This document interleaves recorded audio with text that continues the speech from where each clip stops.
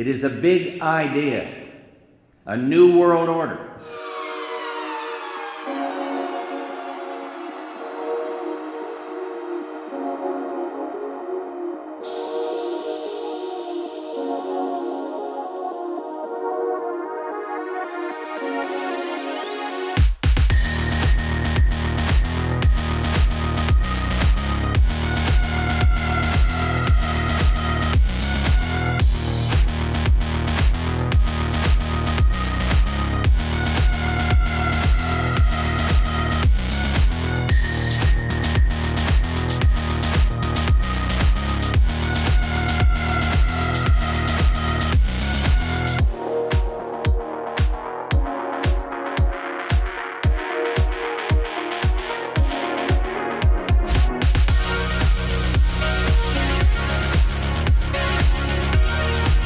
All the latest news and information about coronavirus.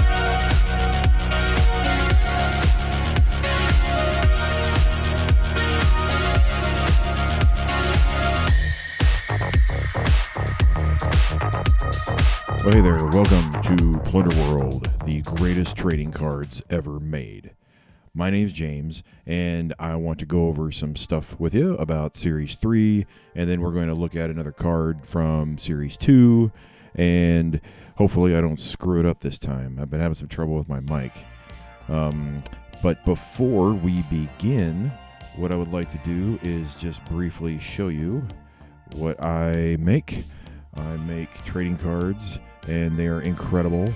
I make all the artwork, I do all the research, and they cover subjects about people, events, technology that are responsible for the state of the world today. So, yeah, you could say they're like, about conspiracies, but this is all real stuff. So you won't find any UFOs or Sasquatch, anything like that. And I've always wanted cards like these, and so I'm eagerly, feverishly working on Series 3. And that's what we're going to cover. I also want to make another announcement, which I think is pretty nifty. This weekend, I'm going to be at the Nerd Yard Sale, and that's going to be here in Houston off of Bissonnette. And why don't you come on out, say hi, and I'll even get you a free autograph. Tell me that you saw this video or you saw it on Instagram. And with that, we are going to get into our very first topic, and that is going to be a new card coming up for Series 3 by the book. And I'm not really sure on the name yet. I might even change the text or the name, but this is specifically about manuals and what our clandestine intelligence services do with them, because they're not always intended to be used for Americans. And the reason this came up is because there is a bit of a press release back in the late 90s that I'll briefly read here. Let's switch that over. Good. Blow this up a little more. So, in 1997, I'll read some of this here. Washington, a newly declassified CIA training manual details torture methods used against suspected subversives in Central America during the 1980s, refuting claims by the agency that no such methods were taught there. Human Resource Exploitation Training Manual, 1983, was released Friday in response to a Freedom of Information Act FOIA request filed by the Sun on May 26, 1994. And then the CIA also declassified a Vietnam-era training manual called KUBARK, Counterintelligence Interrogation, July 1963, which also taught torture and is believed by intelligence sources to have been a basis for the 1983 manual. Okay, that's enough for that. Now, how did this come about? Well, there were people that during the Iran-Contra affair in Nicaragua that were imprisoned just for having just any slightly varying political views.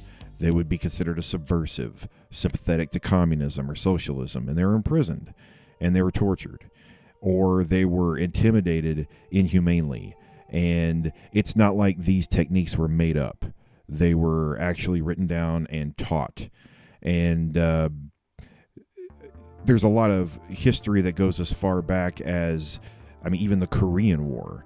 There's a whole bunch of data that was collected by the CIA from soldiers that were held captive in Korea, and they would analyze and determine what exactly made them confess, or what exactly made them break down when they were held captive.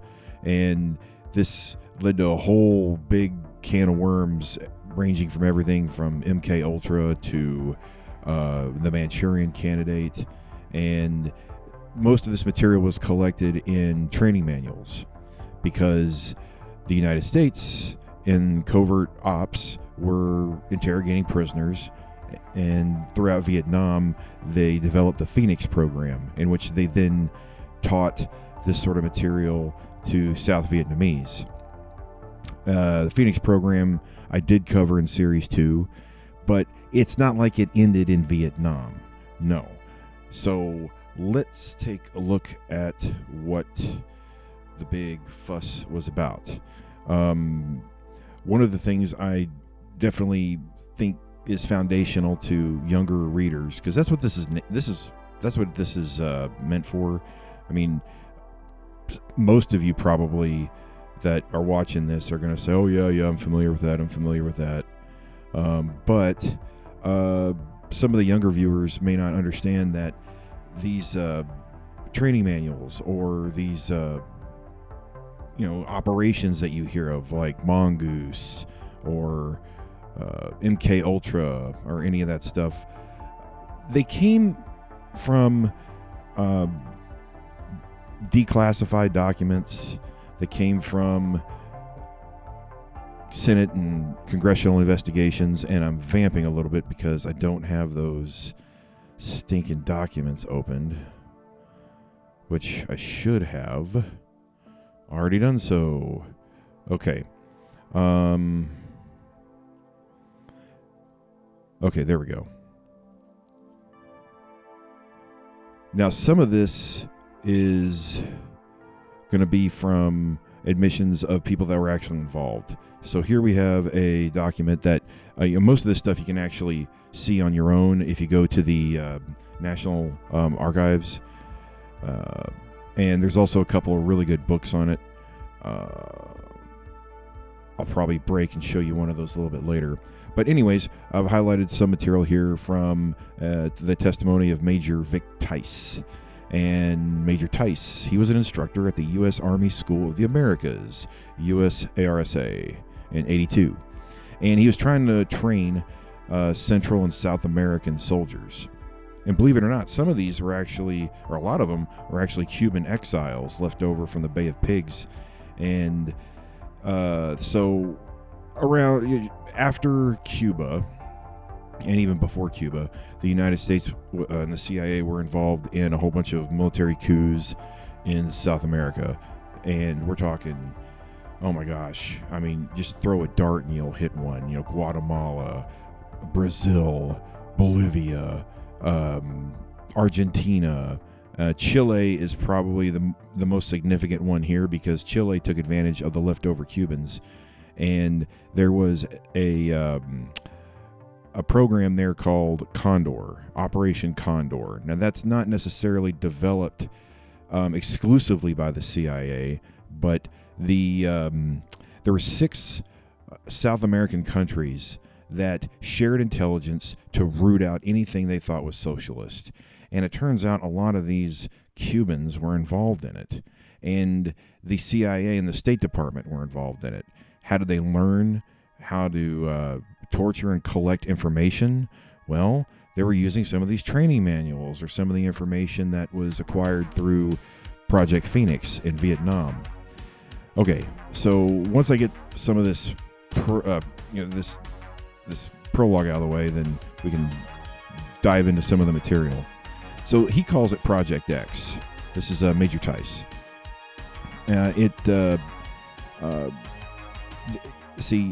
So the School of the Americas had given this training to Latin American countries from 1965 through 66 until 1976. Supposedly it was halted by the Carter administration.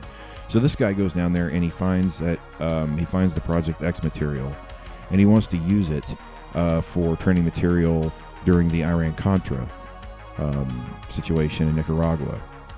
Now, he did ask for it to be cleared by Washington, and it came back approved, unchanged. Now, that's important, unchanged.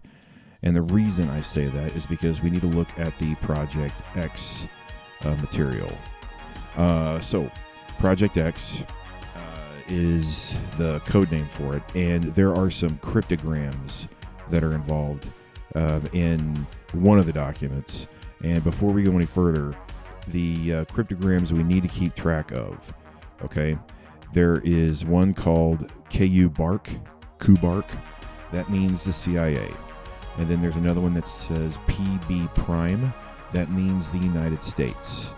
I think, some of them are a little, maybe a wink and a nod. There's one called OD Envy, and that's for the FBI. Because, the Bureau and the company are always at loggerheads, and it's usually resulting in some sort of, flex on one another. Okay. Let's go over to Project X. Excuse me, I sniff, I sneeze. Project X. This is what was referred to in that article, Human Resource Exploitation Training Manual. That's pretty severe sounding. Now, remember, Major Tice said that it came back unaltered. It came back approved. Now, as we go through this, I've highlighted some sections. You're going to notice something kind of odd. All right. So right out the gate, it says there's a prohibition against use of force. It is neither authorized nor condoned. Okay, that makes sense. Sure, we want to interrogate people, but we don't want to hurt them. But you're going to notice that they contradict themselves as we go along. And right here on this page, you're going to notice a couple of words lined out. Now, this is a pattern that emerges throughout the document. So the CIA lawyers went through this, and they lined out and rewrote certain sections that would disavow any approval of torture or anything too coercive. So you can still read it. It's not like it's completely redacted. Now, some things are completely redacted, which I find really odd. But this copy, the one that was released, you can see it right there. And then that statement that's lined out says, while we do not stress the use of coercive techniques, we do want to make you aware of them and the proper way to use them. Well, we've already contradicted ourselves, okay? And it's been rewritten as, while we deplore the use of coercive techniques, we do want to make you aware of them so that you may avoid them. That's a complete 180. And something that was brought forward in testimony is that there were certain Central and South American trainees that said that they had 1 to 2 weeks of practical work with real live prisoners. Now, this is a pretty basic instruction manual. Here we go. Number 10 on the bottom says coercive questioning techniques and why they should not be used. Okay. Not very obvious at all. This document is full of implications. What I mean by that is it's going to be spelled out what you can or should do, like how to create a room, that it's going to be video recorded, the order of operations. But, it's like any on-the-job training. There's what the manual says, and then there's what your supervisor says, or the senior guy on your team. He's going to probably say, you know what, yeah, the guide says that you're supposed to load the pepperonis on the pizza, starting from the outside and work your way in. But if you do it this way, then, it's a lot easier and quicker. I'm not comparing torture to making pizza, but the point is that your instructor is going to show you all the dirty, nasty stuff that the manual isn't going to teach you, because there's so much wiggle room in this document. Now we have to have a questioning facility, and the building's designed to enhance detention and questioning of subjects with a view toward obtaining maximum cooperation. Some slight implication there. Legal considerations, local laws, And this is where secrecy comes into play. At no point can intelligence agencies be implicated. That's why one of the instructions here is to employ local police or interpreters to do the majority of the work. That comes right out of the Phoenix program. Coercive techniques always require prior headquarter approval. And it's been rewritten to say coercive techniques constitute an impropriety and violate policy. Here's the liaisons. Okay. So I'm going to transition back so you can see my ugly face. And I also can monitor my microphone because it wants to keep quitting on me. And so as I'm going along here, I'm going to try to find the next section. But the implications, this is what opened the door to some of the more vicious things. And so the manual, when I find it, does talk about the difference between coercion and threat. And it may sound like they're one and the same, but coercion opens the door to, it can definitely lead to problems outside of the prison. Mainly, like, for example, you have people detained, and by the way, these are there's a complete breakdown of what a prison cell should be, and it's small. It's like 3 meters by 2 meters, dingy. If there aren't any toilet facilities, then just give them a bucket. So just imagine any of your cliche movie or TV show prisons, and this is going to fit it to a T. But there's also going to be nicer prison cells for people that are cooperative. But as far as coercion goes, there is a thin line that was often crossed. And so, you're going to have your typical good cop, bad cop routine, especially if there's more than one person involved in a situation or may be aware of information or something you want to pin on them to justify something else, where you can lie to one suspect about what their cohort said and see if they offer a cooperative story, or if they make up a lie, or if they don't know anything. But some of the seedier things include, like, presenting them with letters or printout of phone calls from relatives or friends or even fellow people in your community that are asking about them. And there's fabrications about how they're under threat, how local, I don't know, armies or socialist communists are going to shoot them if they don't talk.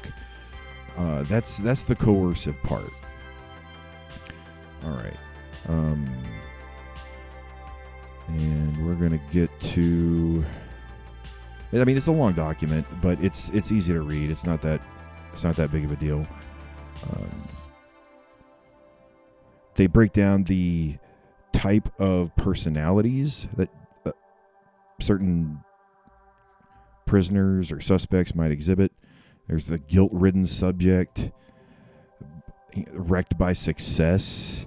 I mean, they put a lot of thought into this. Bear in mind that this document is actually inspired by a CIA document that we're going to cover right after this. So I'm leaving some of this out because the CIA's manual is actually a little bit more detailed, and it offers an amazing bibliography at the very end. Okay. What I'm trying to find is the meat and potatoes, where we get to the idea of coercion and torture.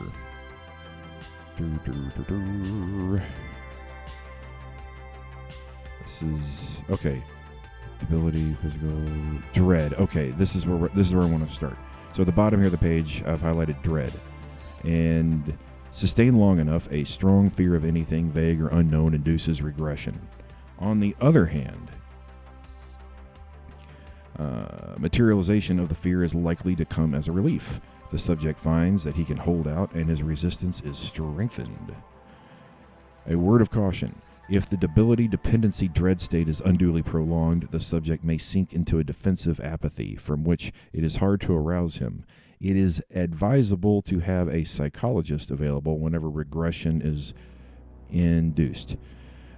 Now, you can still read that. It's been rewritten from legalese, but the psychologists involved, these are CIA psychologists. These are people that are probably in league with Sidney Gottlieb and the MK Ultra crew. Now, there are objections to coercion, but they're talking about how, I might as well just read it. There is a profound moral objection to applying duress beyond the point of irreversible psychological damage, such as occurs during brainwashing. Brainwashing involves the conditioning of a subject's stimulus-response bond through the use of these same techniques. But the objective of brainwashing is directed primarily towards the subject's acceptance and adoption of beliefs, behavior, or doctrine alien to his native cultural environment for propaganda rather than intelligence collection purposes. Here we go. Aside from this extreme, we will not judge the validity of other ethical arguments. So, go ahead and do it. Go ahead and coerce. You can lie to them. You can make up stories about their own religion or superstition. Make up lies about their family. Maybe their family is really alive and you're telling them that they've been slaughtered. And coercive techniques. Deprivation through sleep, through food. Then we get to threats and fear. Okay. The threat to inflict pain can trigger fears more damaging than the immediate sensation of pain. In fact, most people underestimate their capacity to withstand pain. That's promising, I guess. In general, direct physical brutality creates only resentment, hostility, and further defiance. Well, that's just, okay, that implies that you're just straight up beating on them. Okay. This right here is the biggest. To me, this is unbelievable. So lined out, it says, if a subject refuses to comply once a threat has been made, it must be carried out. If it is not carried out, then subsequent threats will also prove ineffective. Now, this has been completely rewritten, okay? I don't know how they can go ahead and just say that this was not supposed to be taught. The principal drawback to using threats of physical coercion or torture is that the subject may call the bluff. If he does, and since such threats cannot be carried out, the use of empty threats could result in subjects gaining rather than losing self-confidence. All right, that right there is the crux. That right there is the manual that was used for widespread torture and coercion, at least, during the Iran-Contra situation in Nicaragua. All right, where did it come from? Well, we got to look at more training manuals. So, briefly, I just want to hit some highlights from the granddaddy that inspired Project X. Ooh, that's really small. Let's blow that up. Here we go. This is the Kubark Counterintelligence Interrogation. It's from 1963, and this can be found in 3 chunks. It's about 148 pages, but at least a third of it is a bibliography. Okay. The key things I want to cover, if I can get this to cooperate without my microphone dying, is... Oh, catch up for me, please. Read the file.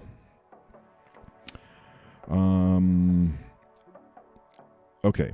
It is true that American psychologists have devoted somewhat more attention to communist interrogation techniques, particularly brainwashing, than to U.S. practices. The effects of debility and isolation, the polygraph, reactions to pain and fear, hypnosis, and heightened suggestibility, narcosis, etc. Let's see. For this reason, a major purpose of this study is to focus relevant scientific findings upon counterintelligence interrogation. What they're saying is that this has been excruciatingly documented through scientific research. They have figured out the scientific reasons why people confess or how they react under interrogation. Here's that cryptogram I mentioned earlier. Kubark, CIA, Counterintelligence interrogations are designed almost invariably to yield information about foreign intelligence and security services or communist organizations. Now, I've highlighted PB Prime because that's going to come into play later, and that means United States.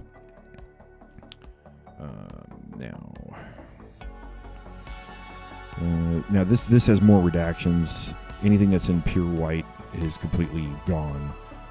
So no sloppy lineouts like the previous document. That one seemed like it was a little rushed. And this does cover a lot of familiar ground. We've got the types of personalities: provocateurs, double agents, swindlers, and fabricators. The one above it's completely lined out. I don't know what that would even mean. Let's see. There's personality categories. There's another cryptogram, KU Cage, but I'm not sure what that one means. So let me break some of this more apart instead of just watching me tap through this. Once we're done with this section, we'll take a little bit of a break and then move on to the next card. And there's a special contest at the end of this show where you can win a pack of cards, but you got to be living in the United States, okay? And look, I mean, I realize I'm small potatoes here, but I guess nobody really bothered to watch the end of the last episode because I still got the contents of that pack just waiting. All you got to do is just take the time to go look at it and then reach out, okay? I'm easy to find. I'm not a recluse. All right, I'm trying to get to some of these other points. Okay, general remarks. That's a good place to pick it up. All right, general remarks. The term non-coercive is used above to denote methods of interrogation that are not based upon the coercion of an unwilling subject through the employment of superior force originating outside himself. However, the non-coercive interrogation is not conducted without pressure. Sounds harder than it is. There. Now, if we jump over to the, I believe, last group, that's where some of the more nasty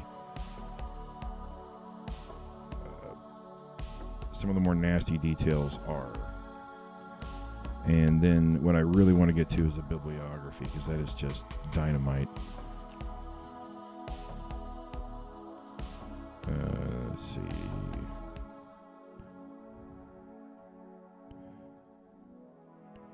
All-seeing eye. The interrogator, who already knows part of the story, explains to the source that the purpose of the questioning is not to gain information. The interrogator knows everything already. His real purpose is to test the sincerity of the source. The interrogator then asks a few questions to which he knows the answers. If the subject lies, he is informed firmly and dispassionately that he has lied. By skilled manipulation of the known, the questioner can convince a naive subject that all his secrets are out and that further resistance would be not only pointless but dangerous. If this technique does not work very quickly, it must be dropped before the interrogatee learns the true limits of the questioner's knowledge. And come on, document, come on. The witness. What I'm getting at is there is a blurb in here about what happens if you have to do it on a PB Prime citizen. So what does that mean? That means a U.S. citizen. Theory of coercion. That was used for the Project X document we looked at. American POWs pressured by the Chinese communists. The DDD syndrome in its full-blown form constituted a state of discomfort that was well nigh intolerable. Arrest, detention, deprivation. Come on. Threats and fear. There we go. The threat of coercion usually weakens or destroys resistance more effectively than coercion itself. The threat to inflict pain, for example, can trigger fears more damaging than the immediate sensation of pain. Another reason why threats induce compliance, not evoked by the infliction of duress, is that the threat grants the interrogatee time for compliance.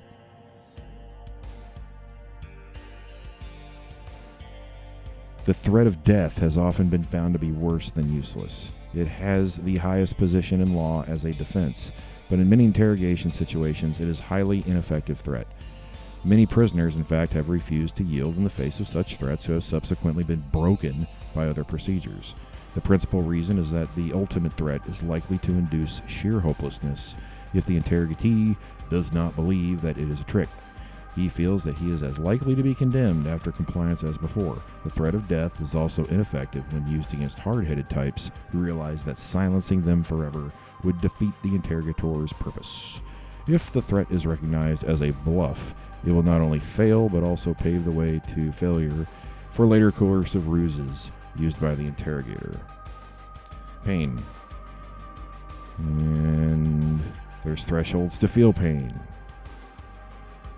And the wide range of at the bottom, here we go. Blow this up. This is pretty interesting. The wide range of individual reactions to pain may be partially explicable in terms of early conditioning. Talking about, the first time you felt pain as a kid.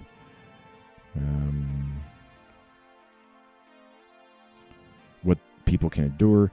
Intense pain is quite likely to produce false confessions. So just make it light, Don't go overboard, right? Well, who determines that?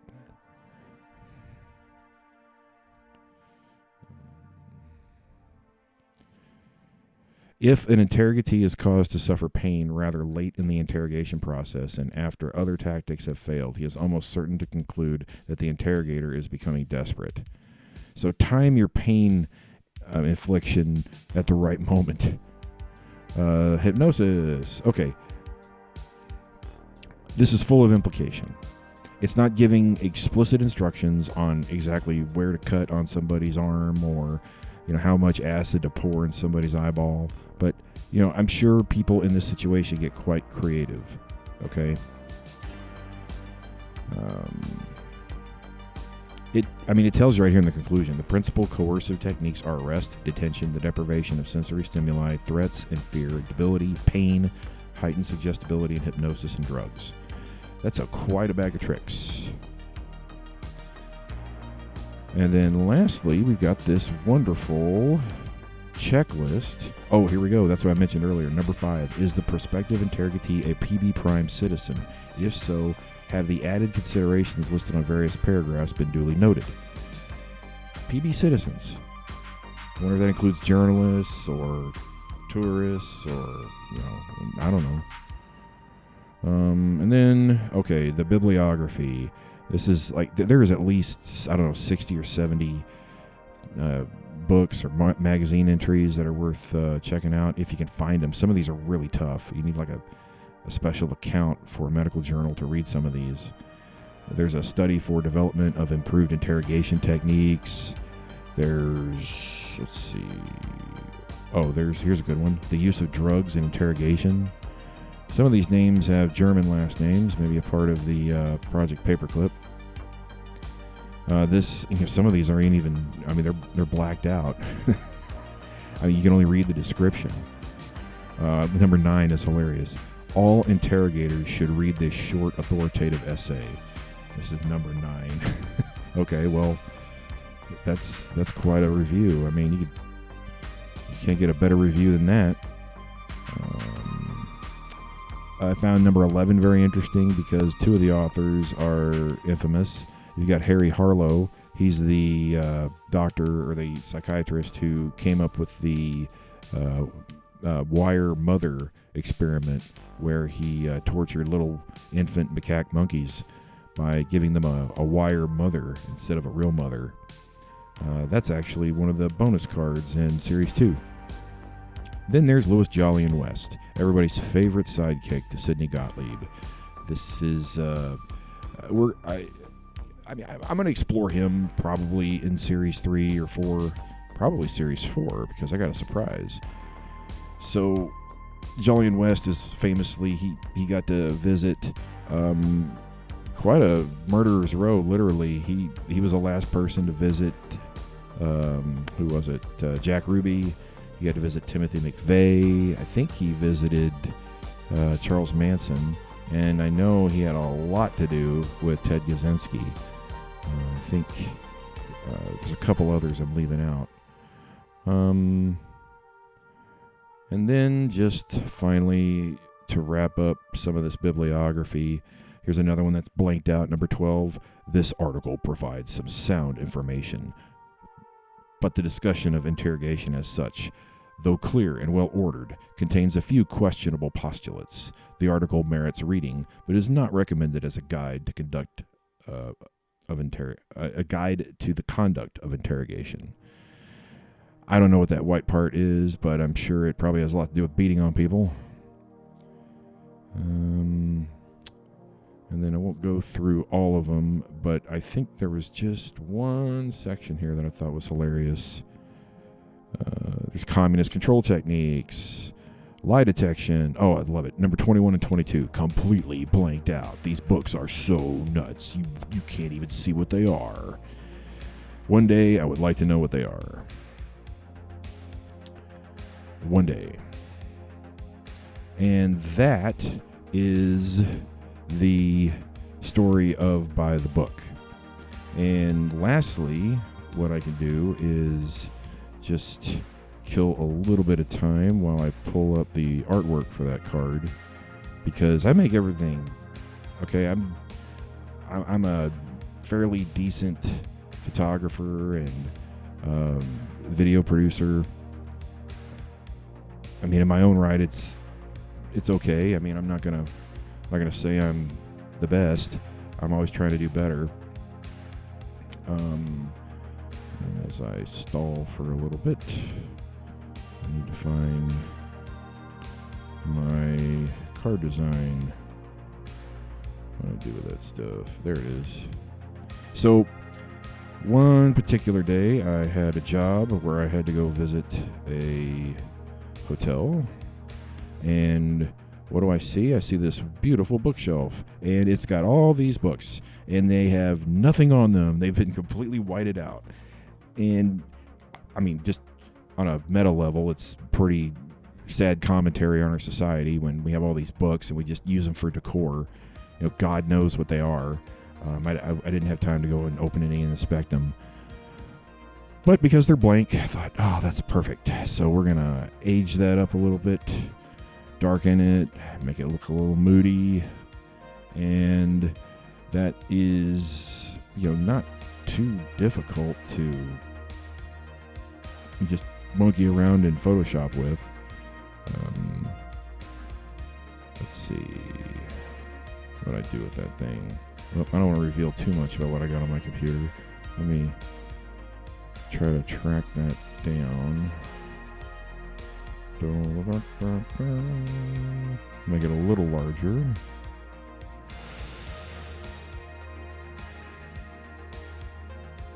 There it is.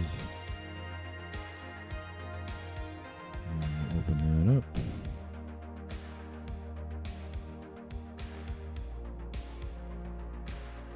And there. So that's the original, and then that's with some fairly basic Lightroom adjustments. And then there's the final. And we have our beautiful, dark, ugly, sick-looking CIA library. And there's a few Easter eggs in there. And I'm probably going to change the font. I might even change the name of the card. It doesn't look quite sinister or dark enough to me. And that's By the Book. So we're going to take a little break, and I'll be back to discuss a card from Series 2. See you soon.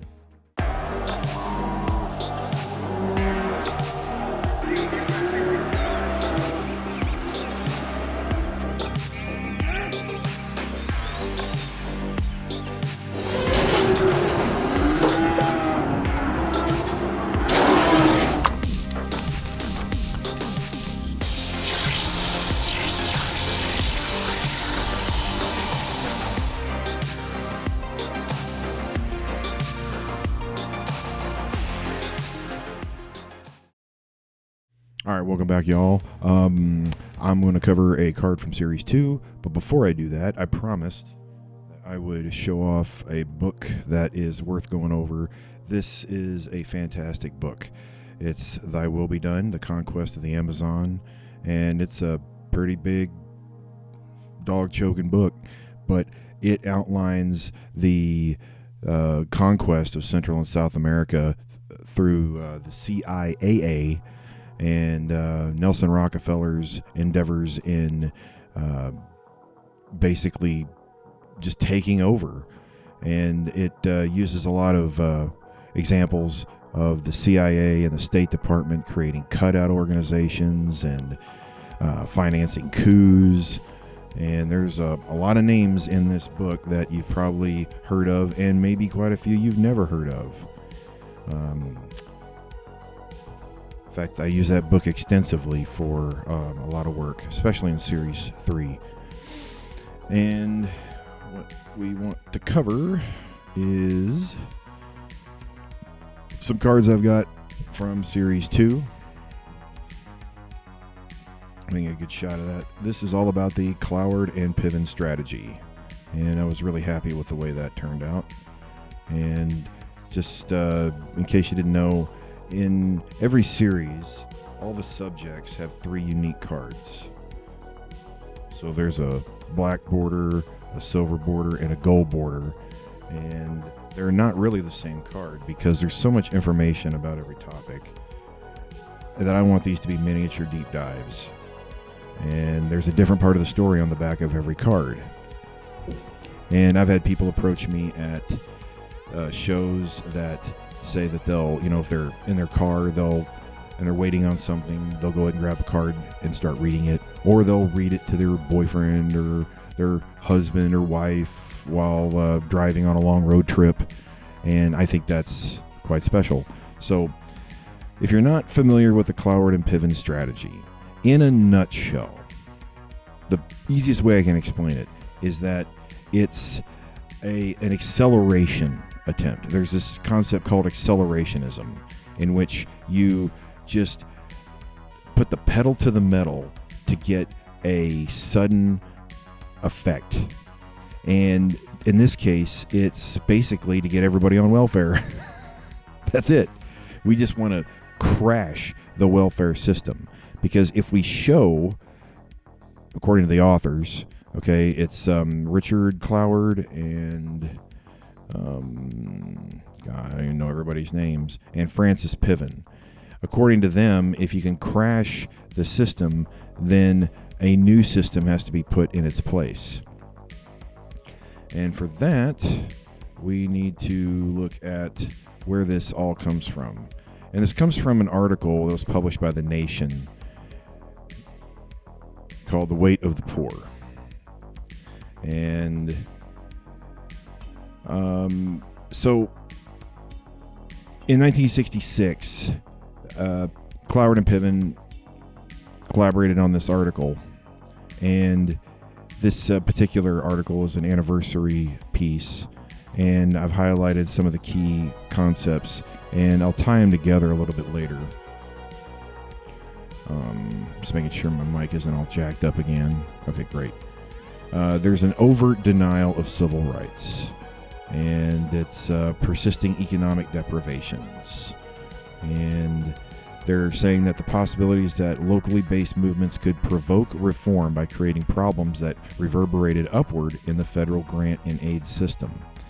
Minority poor and their allies might create sufficient disturbance to force reforms in the American income support programs. Pretty flowery. Much like every, I'm going to bounce back and forth between commentary and just reading it. I'm trying to resist it though.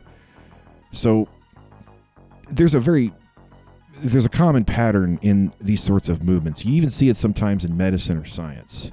And the idea is they'll present a solution or a technique to solve a particular problem. But the problems they present are very exclusive. Like, for example, when it came to legalizing cannabis for medical use, Well, what do they present? They present the hard luck cases, the cancer patients, the people that just have chronic debilitating pain, sensory interruption like glaucoma, but in reality, we all kind of know what it's for. I mean, let's not beat around the bush. In fact, that was actually engineered by George Soros. A lot of those initiatives come from his research team. And then when there's a new technological marvel, like the brain implant that Musk wants to roll out, again, we have to bring out the hard luck cases. We have to show, this is going to advance science and make life great for people that can't have it, a normal life. But we all know that that's not the intended use. That's just the excuse to approve it for research, and so it can, wiggle its way into your daily life. Neuralink, that's the name of it. So the same techniques used in this. So they're talking about the aged, the blind, and the disabled. It was a lot to get through just for that point. I'm not the best at this. Okay, so moving on. It is our purpose to advance a strategy which affords the basis for a convergence of civil rights organizations, militant anti-poverty groups, and the poor. Militant anti-poverty groups. Example, please. If this strategy were implemented, a political crisis would result that could lead to legislation for a guaranteed annual income and thus an end to poverty. That's what I failed to move over and show everybody. There it is. And this gulf is not recognized in a society that is wholly and self-righteously oriented towards getting people off the welfare rolls. The strategy we propose is a massive drive to recruit the poor onto the welfare rolls. Public assistance has been a local and state responsibility. A series of welfare drives in large cities would, we believe, impel action on a new federal program to distribute income, eliminating the present public welfare system and alleviating the abject poverty which it perpetuates. So I agree that if you're stuck on welfare, it does perpetuate a certain level of poverty. But this gets into the squishy semantics about who gets to decide to distribute whose income and how much. What is equitable? What is fair? Who, if you're the earner, then who gets to decide what you give? Who takes it? Is it by force? Anyways, a national democratic administration would be constrained to advance a federal solution to poverty that would override local welfare failures, local class and racial conflicts, and local revenue dilemmas. So bring in the police. They want a guaranteed annual income. So in 1966, I don't know if this is the genesis of the, what is it? Mandatory, not minimum wage. What is it? Not welfare assistance, but like a guaranteed income. I think they tried that in Stockton, California, a couple years ago. All right. The right to income must be guaranteed. People have been coerced into attending literacy classes or participating in medical or vocational rehabilitation regimes on pain of having their benefits terminated. They don't want any of that. Just give it to them. If you're on drugs, if you're a felon, who cares? They do cover some statistics, but they're using New York City and other that's their and Detroit, and those are like the exceptions to other parts of the country where people are productive and maybe they're a little smaller and they have a higher population of sensible people with a time preference, maybe even a semi medium to high trust society. But in Detroit and New York in the 60s, I don't know if that's a good idea.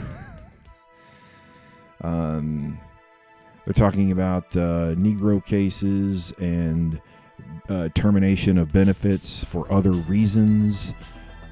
And it could be that there's an unsuitable home or abuse. Let's see. Organized demonstrations to create a climate of militancy. That's fantastic. I love militancy, right? I'm being sarcastic. When has that ever fixed anything? Oh, this is great. They make a call out to Saul Slinky, but I don't know if that's a typo. I'd have to check into that. That almost seems like it was meant to be Saul Alinsky. And if you've ever read Rules for Radicals, I would recommend reading that book. It's depressing, but I make this point often when this topic comes up, and I'm not the first one to make this observation, and that is Rules for Radicals is very what's the word?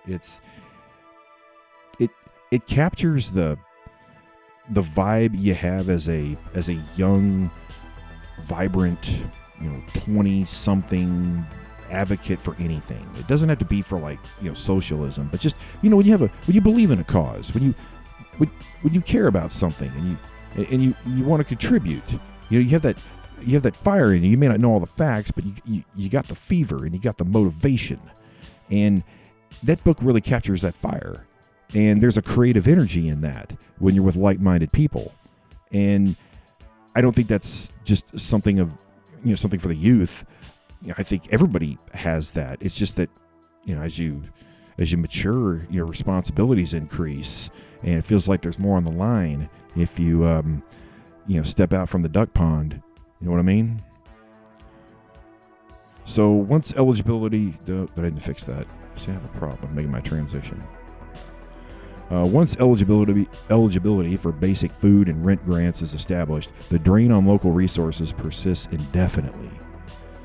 Ooh, that's going to hurt a lot of people. I mean, that's just this isn't about cracking the welfare. This is about cracking food production,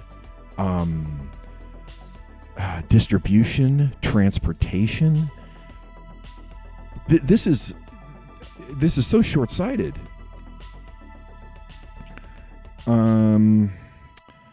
Let's see. I think that pretty much captures the majority of their point. All right. So anyways,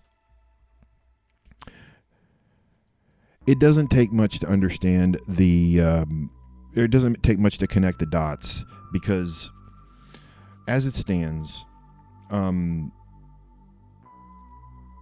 illegal aliens are taking a huge chunk of charity, and there have been some scandals involving the Catholic Church charities, and not just the Catholic Church, but other charities that consider themselves a religious outreach group. All they have to do is apply for a grant. That's all they have to do, and they just have to prove that they're helping somebody. And so a lot of people crossing illegally or flying in illegally are getting support through these organizations. And what's interesting, I found out, is that the Catholic Church, it's not like they monitor who's using their name for charity. I mean, you right there, whoever's watching or whoever's listening, you can come up with your own charity and just claim you have affiliation with the Catholic Church. And if you fill out the right paperwork, boom, you can go ahead and have grant money for outreach. I don't know how much of that is pocketed, but I think our current state of affairs in just about every major city with ethnic, blocks that don't contribute, I think you can kind of see a connection between that and the Cloward Piven strategy. It doesn't end there. In fact, I guess now's a good time. We'll jump over to the card design. So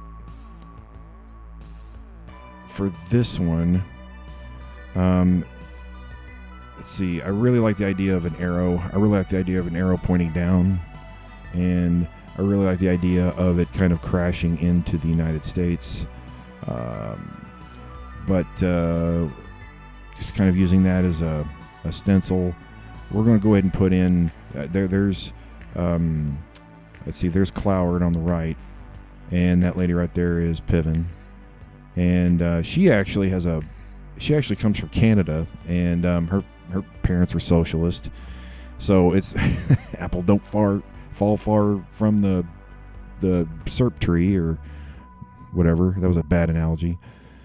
But they were present during Bill Clinton's signing of the motor voter law, and that's what basically guarantees that any registered voter, or anybody that applies for a driver's license, gets on the voter rolls. And what have they been doing over the years in lots of liberal states? Getting anybody with a foreign matricular ID to drive, and then that instantly puts them on the voter rolls. And then, so in 3D, I alter everything, and through a whole bunch of cloud effects, and a lot of tracing, and a lot of particles. Just looking at this makes me weary because of how long it took. Get this pretty cool effect. I don't really know what it means, but it looks cool, And then we have the Cloward Piven strategy card, and that one took a lot of time, and I'm pretty impressed with how it came out. And if you squint real hard, you can see a driver's license application in Spanish on there.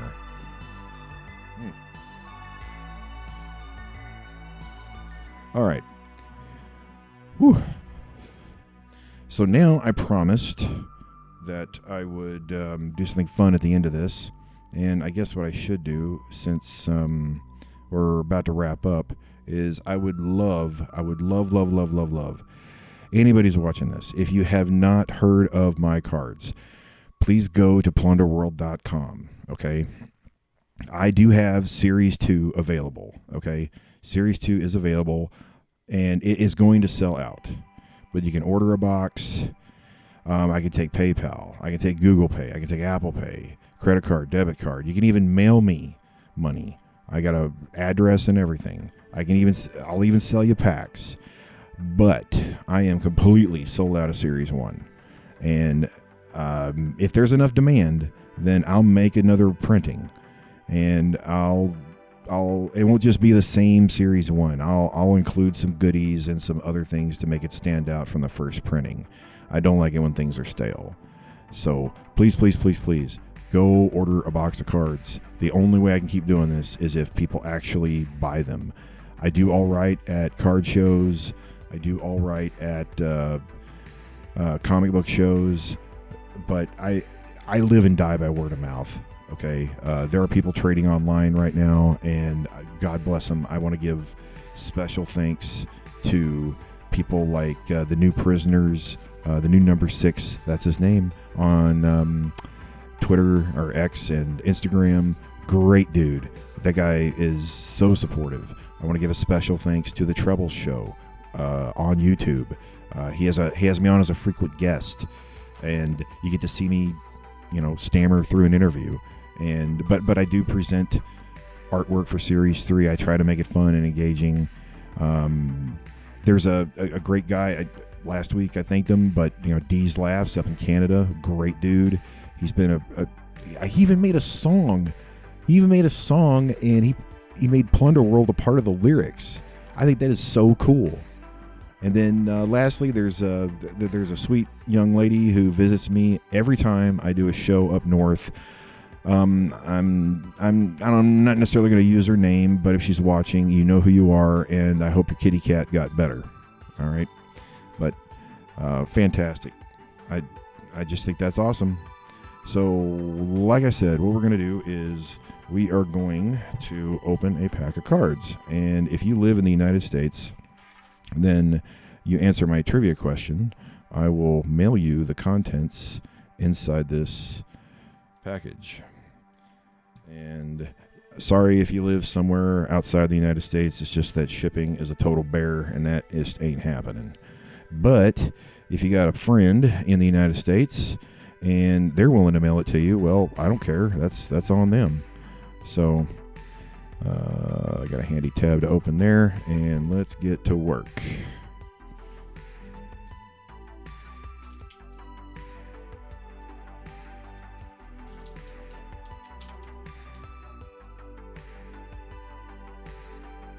And as before, the bottom card is either going to be uncommon, rare, or ultra rare. And our first card is going to be G.I. Joke.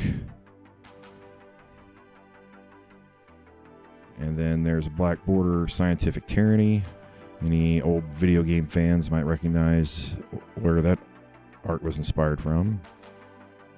Oh, we got a story forming. Check it out. This is a silver border G.I. Joke. That's cool. You get 2 parts of the story in one pack.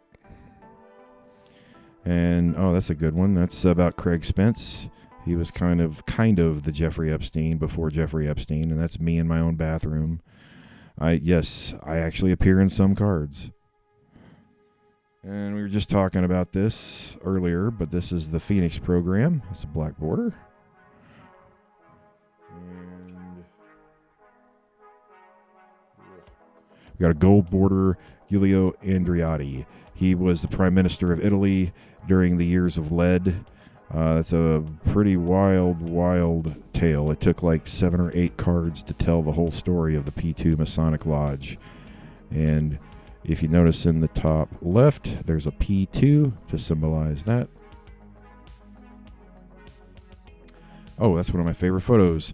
I was covering a march against Ted Cruz a while ago, and I got plenty of photos of that. But this is to symbolize the Open Society, which was created by George Soros. Okay.